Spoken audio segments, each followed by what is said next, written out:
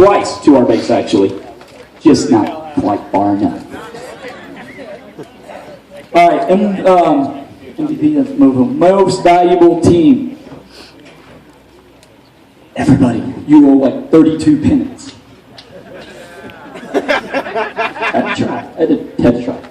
Most valuable team, we had two teams. These both ran missions. They were everywhere. They ran anti-missions. They hunted teams down. Oh, by the way, do you know your radio channel's 21? It's pretty awesome. We used it. Okay, with that said, these two teams were everywhere. From the beginning of the game prep, helping us find teams, recruiting, because I personally did not recruit, this team recruited for me. They were one of the two teams I actually asked to play for me. So I'm giving Yes Viper, I'm not even going to turn around, 2 MVT awards. Alter Ego and Type 3.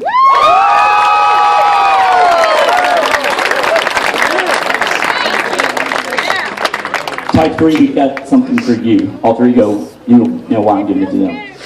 All right, sportsmanship. This guy was awesome. He was everywhere. I believe he ran as a medic. I think, I don't remember. He helped us out at the base. He helped on the field. He was a little bit of everywhere. And I understand he just won a new gun. Turkey. Sportsmanship, Turkey.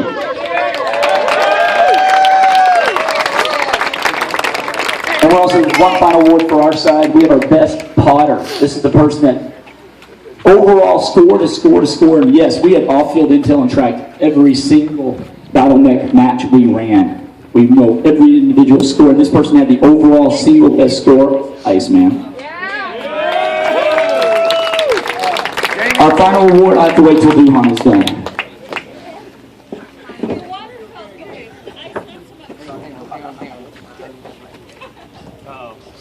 I just want to give a shout out. Blue team, y'all had a hell of a Met player yesterday. Riot, wherever he is, you were a beast. I just want to shake your hand for 2 reasons. 1, for giving me some competition. 2, for helping us wipe your team off the speedball field this morning by inserting on the red side and helping us kill your people. I appreciate that. Thanks a lot.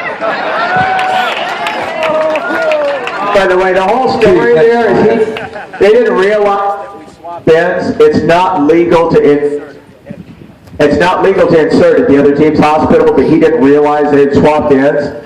So just being a team player, he went in, joined the team that he found there, and they were pushing this way, so he pushed, and then he ran past him. Now, just in all fairness, they made it all the way up speedball before Iceman and his infinite observance went, hey, hold on, what color is... Wait, those are blue. So you pushed all the way up there with them too. So that's teamwork. Teamwork. Okay. Now big round for Duhan.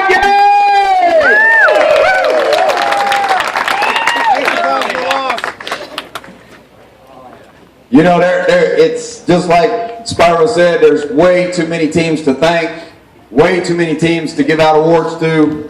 It's very, very hard. This is the hardest part of being a general at any game. You can ask anyone that's general, any field in the United States, how hard this part is. And I'm going to make this short and sweet because my throat's gone and I'm done screaming. Thank God. My most valuable player. This player ran missions for me all night last night by himself, including taking holds, recon and reports right behind the enemy base, all kinds of stuff. And that would have to go to Mr. Croc of Non-Profit Painters. Most valuable team. This was very, very hard because Non-Profit ran a lot of missions for me. Kennel Hounds ran a lot of missions for me. I had Foxtrot running missions for me, of course. I've had Blacklist running a crap ton of missions for me. This was very, very hard. Outlaw Crew, thank you. Sportsmanship. This team, every time I got a mission, it looked like, go and take and hold Bellevue. Go and take and hold Bellevue. Go and blow Bellevue. God, I was tired of seeing Bellevue on my mission card. between Bellevue and some place called Monte Call that I never even seen on the field. I never seen either one actually, but Monte Call and Bellevue, I don't think they ever got any other missions. That would be the Kellhounds.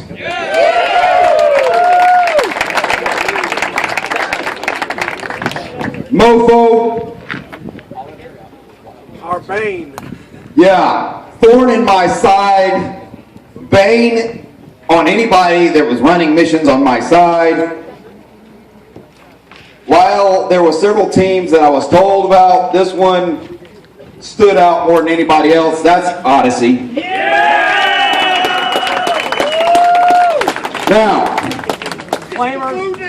Now, as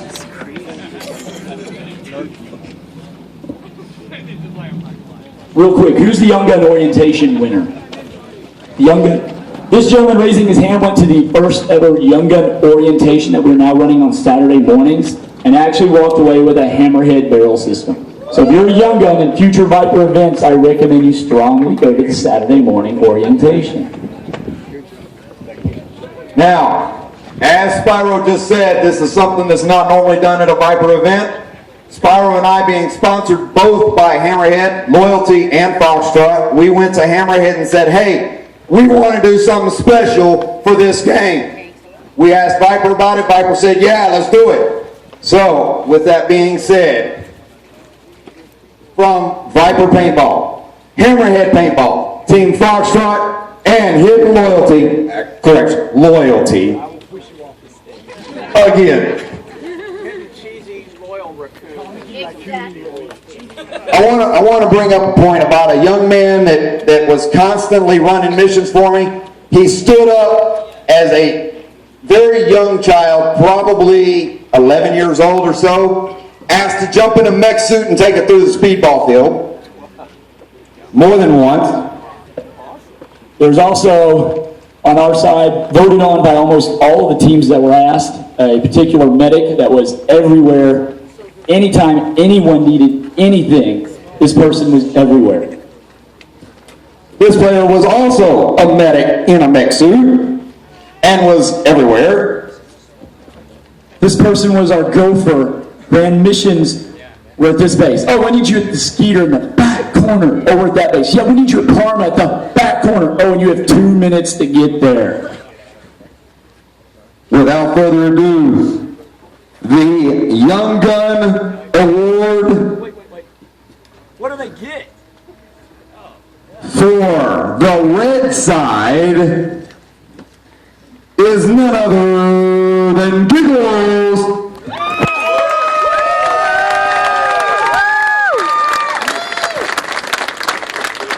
And for the blue side, you have none other than Nick. Come on down.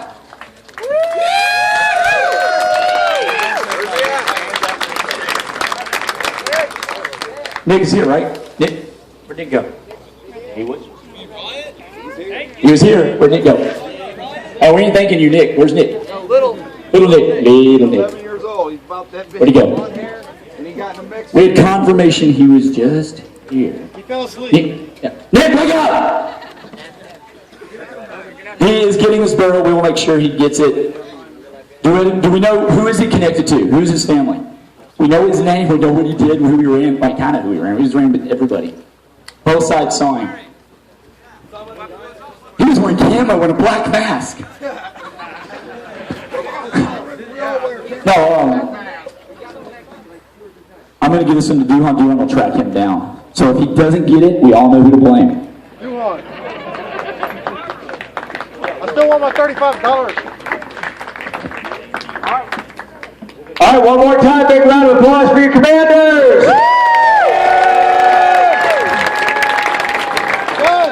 Good. So as long as they're standing up here, we've got some numbers some of you guys might be interested in. Not really. No, not at all. Not at all? Nobody wants to know how the score came out. That was fun, that's all, man. What was the final number? Players. 7. No, players total. Oh, we already covered that. You showed up late. We had 650 players here this weekend. We're working on it. So that was 325 that were supposed to shoot at A Clown. Probably another 40 or 50 that did it anyway. About 200 plus did. So how about some scores? I'll give you a quick summary. I always tell everybody that I'm very transparent with all of this. So if you want to see how everything went, we keep the mission outlined. You can see how the missions were set up. We try to account for as many of the mission cards as we can, even if they're scrubbed. If they don't make it, they're not called in, whatever. We try to get all of those. We've got a whole stack of those over there where we've checked them in and everything. So anybody who wants to see that, to see how the game went, you're more than welcome to come over and take a look at it. I try and give everybody a little quick summary just so you know how things went. Saturday. These are your blue scores. Saturday, during the day, first second of the game, 680 points. Woo. Red score was 810 points for Saturday. Saturday night, blue score was 321 points. Red score just edged down a little bit, 419 points. They decided to play for, there were no point assigned to the pod battles. The pod battles were just extra supplies, extra medic cards, extra engineer cards, things like that. They decided on their own and asked me if it was okay if they played for some points. I'm like, it's on you. So they came up with a number of 100 points after bringing Robert Duhon back down to earth with his crazy, he wanted to play for 400 points, then they were like, no, let's do 100. They did 100 points. There were some shenanigans that happened. Apparently Robert Duhon had arranged with some of the mercenaries under there to hire them and slide them in at the last minute after Spyro and everybody got in their pods. So everybody walked over to their pods. Alter Ego, right behind you. Spyro carried Duhon carried his big bag of paint over and got in a pod with it, and Spyro went, huh?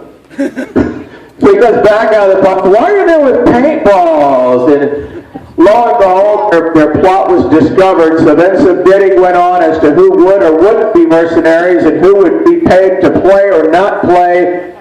Finally, I started ticking them down, and I said, we're going to start it with or without anybody in the pods in 1 minute and 30 seconds. And I started counting it down, and whoever jumped in, whatever deals were made, and ultimately the red side ended up with a 100-point bonus.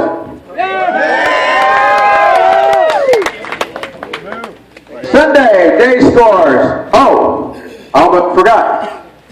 Nighttime, for any of you guys who kept track and were told about the little blinky things. We got out little blinky things out there at night. We got 2 points for every little blinky thing you found and turned in. Try to get people to move around the field, get some people to go out there and take part in night play and add some different elements to it. So, the red team found 7, got us a total of 14 bonus points, 2 per. Blue side got 46 bonus points for all the ones they found. They were out dominating the field and looking for things. That game, we had added that into Sunday since that really got totaled in at the end of the night. So we tied it on to the Sunday score. Total Sunday score, 220 points for blue, 575 for red. Final battle. Blue, 35 points. Red, 80 points. Final score. Blue, 1,256 points. Red, 1,984 points. Red side wins.